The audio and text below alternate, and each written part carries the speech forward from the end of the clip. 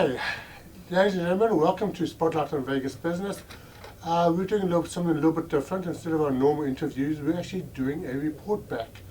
On my birthday, I decided to give myself a treat, and we went to a place called Speed Vegas. That was quite a treat. It was. I went with my friend Jimmy Bowers.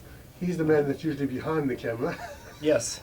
Not in front of it, but behind it. Yeah, so because he came with me and he also had his experience, we decided to do the report together.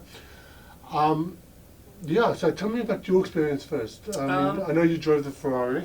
Yeah, well, I mean, just going there and seeing the place for the first time, it was cool. They had that, what was that? That like 8-legged robot type octopus creature standing in front. That would have been cool to ride in itself. It looks like something out of a movie. Yeah. And the track itself, it's a little ways out there. It was a little bit further than I had expected. It's about 4 miles south of South Point. Okay, so it's past Gene, right? Not South Point, M. You could hear the car spinning out inside. You remember that there was a car that they have set up almost like a police car. Yes. And it's a Dodge. It's a Dodge Hellcat, yeah. The Hellcat, exactly, and it's drifting, Yes. and you could hear it. It's really loud, and it's just revving its motor, and it's drifting right around the track, and it actually drifts into like the car area where the cars are and stuff. Yeah. So you can hear that right away. So we didn't take that option, but you have the option of riding along in that Hellcat and drifting along. Mm-hmm. Well, that's an option where you would actually be sitting in the passenger Right. seat or the back seat, and Exactly. I don't think you wanted to do that. You No. wanted to be in the driver's Oh yeah, seat. no, I wanted to drive. Yeah. I mean, one of my dream cars is the Lamborghini, and I love Corvettes. I've always loved Corvettes. That was the whole thing. You wanted to go there and ride that brand new Corvette. So that was the reason. It was your birthday, and you wanted to ride around in the Corvette and race around that track in it. So tell us about your experience then in the Ferrari. I mean, was okay. So I chose the Ferrari because you were getting the Lamborghini. So I figured, you know what? I might as well, the Ferrari looked badass too. It was red, it was gorgeous. It was a Ferrari 480, and so that's the one I chose. Yeah. So it's a great experience because first you go into a briefing room where they actually brief you on the cars, the track and how to handle yourself. But even before the briefing room, you go and look at all these amazing cars. Oh, yeah. There are some really cool cars there, from Lamborghinis, Corvettes, Ferraris. They have all kinds. The Mercedes, they have the Audi. They have a lot of different ones. But also one McLaren. thing, they didn't have any EVs. They didn't have any Teslas. No, I did not see. No Teslas or any other EV for that matter. Not yet. No, not yet. Not I yet. suppose They at some might in point, the future. At some point they may. Yeah. So I used to have a Corvette, a 2007 Corvette many years ago, which I loved. But there was one big problem with Corvette, even then, is that the backs used to slide out a lot because they just had too much power. Mm-hmm. So I wanted to see these new Corvettes because now they've put the engine in the back. They put the engine in the back. Well, they did try to correct it with those anti-slip Correct. things, and then people didn't like that because then they wanted to be able to control the slip.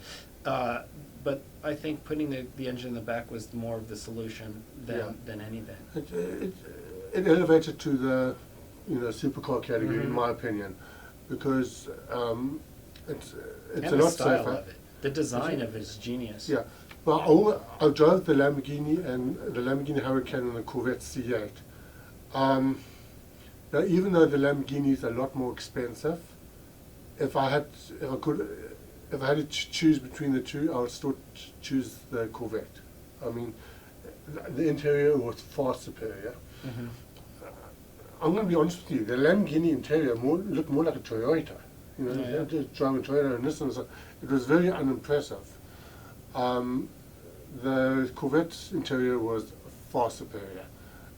We really liked the Corvette interior. And in terms of speed, I don't know. I felt the Corvette was faster, but the time was slightly slower than the Lamborghini. On the track, there was a 2-second difference between the Lamborghini and the Corvette. So in terms of speed, there's not much to it from what I experienced. But it was a lot of fun. I think that's the whole point, you know. I mean, I enjoy fast cars, and you know, this is the way to legally go as fast as you can. I think I've got The track is pretty cool because it does have some sharp turns to it, which really do kind of throw you off, which is really weird because one of the sharpest turns is right after you can gun it on that straightaway. So they Which got the is frustrating. straightaway, and then you got to slam on your brakes and then do a hairpin turn right afterwards, which at first it's a little challenging, but once you get the hang of it, it's kind of cool that you do that. But I did wish that the straightaway was a little bit longer because I just agree. wanted to open it up a little bit more because I think our top speed on those were what were they? I managed to get up to about 130, Yeah. but I mean those cars have a lot more in them than 130. Oh, yeah, I mean, they should be going over 200, and would be ideal. That would be awesome to be able to say, hey, Yeah. I went over 200 in these cars. But you're really in that short amount of straightaway. You're going to hit about 130, 140 Yeah. right around there before you have to start hitting the brakes because you have a hairpin turn right afterwards. Yeah, it's kind of a So- shop. I just wanted to report back on Speed Vegas. It's a great experience. If you ever get a chance to do it in Vegas, if you're coming to Vegas or if you live in Vegas, it's a great treat. A great opportunity to be able to ride one of those cars. Like, I mean, how often do you have a chance to say you rode in a Ferrari, a Lamborghini, Exactly. brand new Corvette? I mean, what was cool too was I had never ridden with one that has the paddle shifters in them, so that was really interesting to be able to do the downshifting and the upshifting with the paddle shifts on there. That was cool. I love like that. paddle shifters. Yeah. I know there are a lot of car enthusiasts out there that are probably cursing me at the moment. Yeah, and both of us have driven, like I grew up driving stick shifts, so and stick shifts are cool too, but I mean for an ideal purpose I would choose doing the paddle shifters because stick shifts are great, but I don't like that as an everyday car. It's too much for an everyday, especially if you're sitting in stop and go traffic. If you're racing or if you're going to go, get up and go, it's great. It's fun. I like having stick shift, but just for everyday driving, especially if you're on stop and go traffic, I don't like them. Yeah, I've always liked paddle shifters. Even in low performance cars, I've had paddle shifters, and I just enjoy it. Yeah. Personally. They're pretty cool. Yeah, so I would hate to see these people's insurance bill. I mean, I know. you've got all these inexperienced I know, drivers driving exactly. $200,000 cars. I know.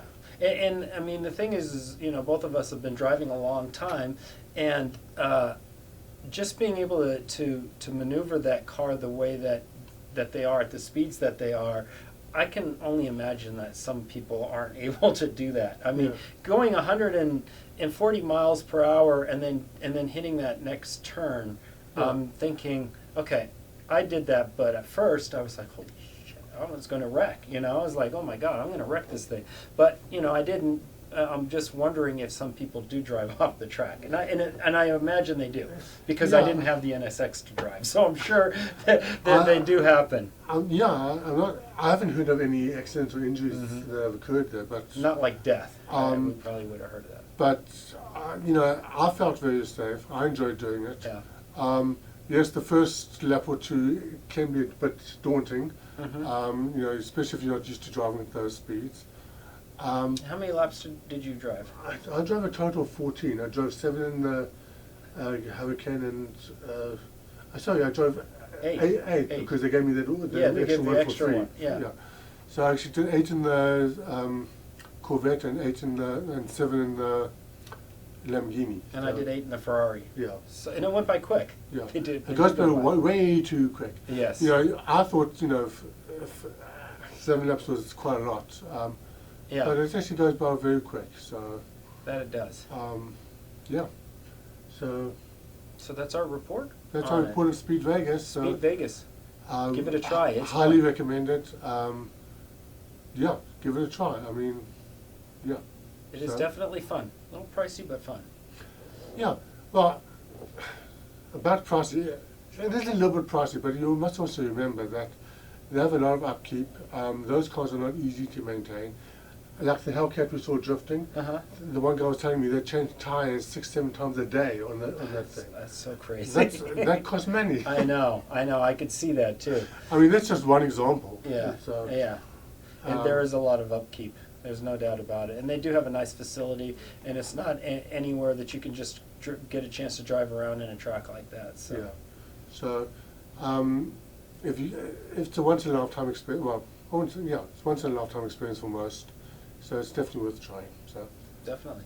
So this is Mark Weinberger and Jimmy Bowers, Mhm. just reporting on the Speed Vegas. So All right. definitely try it out. Thank you for watching. Thank you.